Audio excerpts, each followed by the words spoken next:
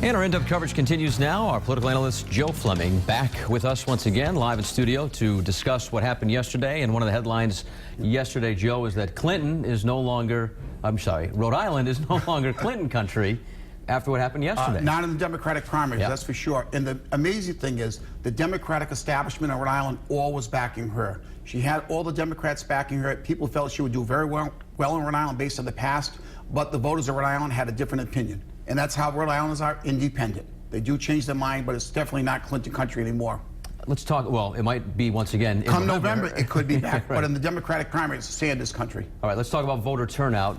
We were talking about some numbers about, especially on the Republican side yesterday that you were telling me about off the air. Yeah, the Republican side, they had an extremely well voter turnout. They had about 61,000 voters in their primary. That's the second highest primary in Rhode Island for the Republicans ever, which is very good for them. It's a good sign for the Republican Party in Rhode Island. The Democratic Party had 120,000 turnout, which is about average for a contested race in the state of Rhode Island. But on the Republican side, the turnout was extremely high, and obviously Donald Trump drew that turnout up in Rhode Island.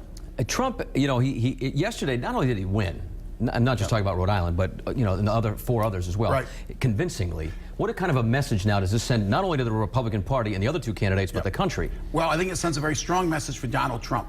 In the past, he's been winning with like 30, 40% of the vote. Now he's winning in the 50% range, 60% range. He's building momentum. It's telling the other candidates it's going to be very tough to stop Donald Trump from getting the endorsement on the first ballot, especially as these numbers grow over the next few weeks. And we talked about this, well, we didn't talk about it, but Donald Trump talked about collusion and how Kasich and Cruz are now teaming up almost in a way to get delegates away from Trump. It might even be too late for that tactic. My guess is it is too late for that tactic. Right now, Indiana is a key next week. If Ted Cruz does not win Indiana, it's basically over for him.